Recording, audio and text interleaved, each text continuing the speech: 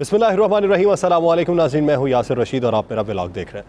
नाज़रीन, chairman PTI Imran Khan साहब को आज ज़मानत मिल चुकी है और मुस्तकिल ज़मानत मिली उस केस में कि जो धमकी का केस था, जो आईजी, डीआईजी और एक सेशन जज को धमकी दी गई थी और उस केस में आज 50,000 के मुचलकों के एवज़ खान साहब की ज़मानत हो चुकी है। कल ममनुआ फंडिंग केस में भी उनकी ज़मानत हो चुकी थी।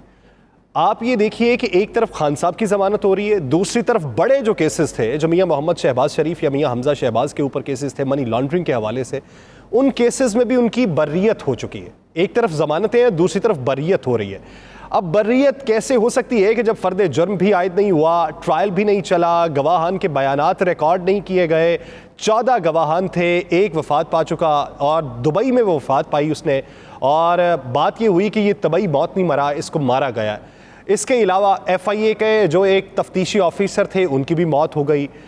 इस पूरे वाक़े के बाद इतनी देर तहकीक चली, FIA ने तमाम रिकॉर्ड इकट्ठा किया और मिलियंस रुपीस की मनी लॉन्ड्रिंग हुई। और कल आके क्या पता चला कि जितने भी शवाहिद हैं उससे ये साबित नहीं होता कि बराह रास्त मुलव्वस पाए गए हैं मियां मोहम्मद शहबाज शरीफ साहब, मियां हमजा शहबाज साहब, कि इनका बिल वास्ता या बिला वास्ता उन अकाउंट्स के साथ कोई ताल्लुक था। यानी एक मुलाजिम आपने जो रखा, उसकी तनख्वाह यानी माहाना उजरत जो उसकी थी वो 5 से लेके 25,000 के दरमियान थी और उसके अकाउंट्स में ट्रांजेक्शन्स जो होती रहीं वो मिलियंस में होती रहीं और मुख्तलिफ औकात में होती रहीं।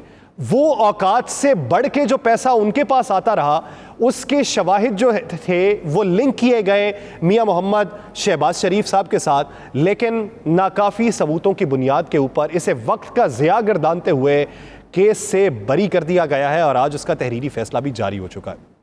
समझने की बात यह है कि क्या पाकिस्तानी सियासत के अंदर लेवल प्लेइंग फील्ड दी जा रही है या फिर ये मंजरनामा कुछ और दिखाई देता है। लेकिन आप ये देखिए कि इलेक्शन कमीशन ऑफ पाकिस्तान का किरदार इसमें क्या दिखाई देता है।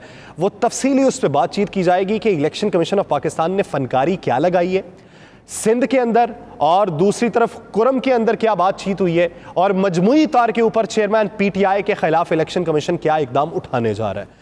अगर बात की जाए इलेक्शन कमीशन ऑफ पाकिस्तान के किरदार की, तो पाकिस्तान तहरीक इंसाफ के चेयरमैन इमरान खान बारहा कमिश्नर इलेक्शन कमीशन के ऊपर बहुत तनकीद कर चुके हैं और उनके मुतालिबात में यह भी मुतालिबा शामिल है कि नए इंतखाबात तो करवाए जाएं, लेकिन उसके साथ साथ इलेक्शन इस्लाहात के तौर पे कमिश्नर की भी तब्दीली हो, क्योंकि ये बाइस्ड है और इनका जो झुकाव है ये मौजूदा हुकूमत की तरफ है और इन्होंने इस हुकूमत के लिए धांधली ज़दा इलेक्शन माजी करीब में करवाया और उस धांधली ज़दा इलेक्शन के बावजूद पाकिस्तान तहरीक इंसाफ ने अक्सरियत हासिल की। ये उनके मुतालिबात में मौजूद था और वो बेशतर मौक़ों के ऊपर, अपने बेशतर जलसों के ऊपर तनकीद करते हैं कमिश्नर के ऊपर।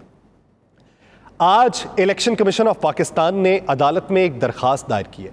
उसमें मौक़िफ़ ये अपनाया है कि चेयरमैन PTI इमरान खान साहब, असद उमर साहब, फवाद हुसैन चौधरी साहब, ये मुर्तकिब पाए गए इलेक्शन कमीशन की तौहीन के, इनको नोटिस जारी किए गए। अब इलेक्शन कमीशन मजाज है कि इन्हें नाअहल करार दे दे या इनके खिलाफ कोई एक्शन ले ले, लेकिन ये उन तलबियों के ऊपर इन्होंने अदालतों से रुजू किया और उस पर स्टे ले लिया।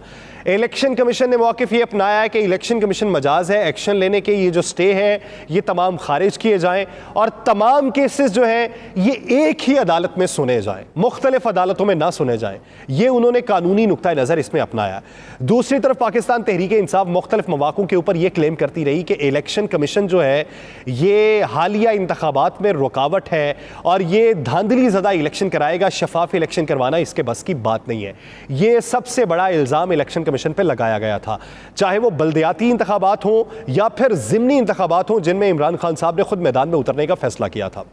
अब इलेक्शन कमीशन ऑफ पाकिस्तान ने अपनी साख को बेहतर बनाने के लिए और दोनों तरफ अपना झुकाव जो है वो साबित करने के लिए उन्होंने क्या किया कि कुरम के अंदर जो NA-41 है वहां पे इलेक्शन मुलतवी कर दिया, जिसके लिए दरखास्त दी है जमीयत उलमा इस्लाम फे के सीनियर रहनुमा और उनके कानूनी मुआविन कामरान मुर्तज़ा साहब ने। और कामरान मुर्तज़ा साहब ने वहाँ पर ये इस्तदा की कि इलेक्शन यहाँ पे होने चाहिए, आपने जिन बुनियादों के ऊपर इलेक्शन मुलतवी करने का फैसला किया है वो हकाइक में, ज़मीनी हकाइक में सही नहीं दिखाई देती। तो इलेक्शन कमीशन ऑफ पाकिस्तान ने वो एतराज़ जो था वो मुस्तरद कर दिया और अपना फैसला बहाल रखा, यानी कुरम के अंदर इलेक्शन नहीं हो रहे। दूसरी तरफ कराची में जो इलेक्शन हो रहे हैं, बल्दियाती इंतखाबात, उन बल्दियाती इंतखाबात के ऊपर सिंध हुकूमत इलेक्शन कमीशन में गई और सिंध हुकूमत ने मौक़िफ़ इख्तियार किया कि मौजूदा हालात के तनाजुर में सैलाब की भी तबाही का हमें सामना है, तो ये इलेक्शन नहीं हो सकते, हम वो ताउन नहीं आपको दे सकते जिसकी बुनियाद के ऊपर आप इन इलेक्शंस को मुलतवी कर दीजिए। तो इलेक्शन कमीशन ने सिंध हुकूमत की इस्तदा को मुस्तरद कर दिया। सिंध हुकूमत की इस्तदा मुस्तरद की और इलेक्शन की तारीख 23 अक्टूबर दे दी हुई है। अब 23 अक्टूबर के हवाले से पाकिस्तान तहरीक इंसाफ बड़ी पुरज़्म है कि वो मैदान मार लेगी। पाकिस्तान पीपल्स पार्टी को भी ये खदशात हैं कि पाकिस्तान तहरीक इंसाफ बल्दियाती इलेक्शन में मजबूत है, जिसकी वजह से बेशतर जलसों के अंदर, बेशतर मीटिंग्स के अंदर ये बातचीत होती रही कि किसी तरीके से लिंगर ऑन किया जाए और डिले टैक्टिक्स इस्तेमाल किए जाएँ और सिंध हुकूमत का मौक़िफ़ इलेक्शन कमीशन के सामने रखा जाए कि इलेक्शन नहीं हो सकते।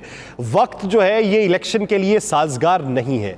जब इलेक्शन कमीशन ने वो बात नहीं मानी तो फिर अब मौक़िफ़ क्या अपनाया गया कि आप जो सिक्योरिटी तलब कर रहे हैं वो सिक्योरिटी का अमला हम आपको मुहैया नहीं कर सकते, क्योंकि सिंध पुलिस का अमला जो है वो सैलाब मुतासरा इलाकों के अंदर अपनी जिम्मेदारियां सरअंजाम दे रहा है। इस वजह से 23 अक्टूबर के इलेक्शन में सिंध हुकूमत, सिंध पुलिस की खिदमात इलेक्शन कमीशन सिंध को मुहैया नहीं कर सकती। ये साफ जवाब दे दिया गया इलेक्शन कमीशन सिंध को। अब अगर यही सूरत हाल होती है तो इसका पहले पस मंज़र देख लें कि सिंध के कितने इलाकों की तबाही हुई, तबाही के बाद की सूरत हाल क्या है और वहाँ के लोगों ने मौक़िफ़ क्या अपनाया। उनका मौक़िफ़ तो ये है कि उनके मुंतखब नुमाइंदे नहीं उनके हलकों में आए, तो सिंध पुलिस वहाँ पर क्या कर रही है? बुनियादी एक सवाल है। सिंध पुलिस वहाँ पर जिम्मेदारियाँ ज़्यादा सर अंजाम दे रही है कि या फिर रिफाही इदारे वहाँ पर जिम्मेदारियाँ ज़्यादा सर अंजाम दे रहे हैं? वहाँ पर काम CNW का है या फिर सिंध पुलिस का है? वहाँ पर काम तामीरात और मवासलात में बेहतर लाने का है या सिंध पुलिस का है? वहां पे जो इमलाक की बहाली का काम है वो हुकूमती मैनेजमेंट के अंडर आता है, डिजास्टर मैनेजमेंट अथॉरिटी के अंडर आता है या सिंध पुलिस के अंडर आता है? चले, उनकी तरफ से एक मौक़िफ़ अपनाया गया है और वो इस मौक़िफ़ को सच साबित करने के लिए सिंध पुलिस की जो तादाद है, जो मतलूबा है, वो मुहैया नहीं करेंगे। इसके नताइज क्या होंगे? इसके नताइज ये होंगे कि 23 अक्टूबर को बेशतर मौक़ों पर फड्डे होंगे, एक दूसरे के ऊपर पत्थरों की बरसात भी होगी, डंडे भी चलेंगे और कहीं पर टकराव ऐसा होगा जिससे जानी ज़िया का भी खदशा है। इससे क्या होगा? उस हलके के जो इलेक्शंस हैं वो या तो मुलतवी कर दिए जाएंगे या उन्हें आगे बढ़ा दिया जाएगा और इसको जवाज़ बनाया जाएगा कुली तौर के ऊपर कराची में होने वाले इंतखाबात के।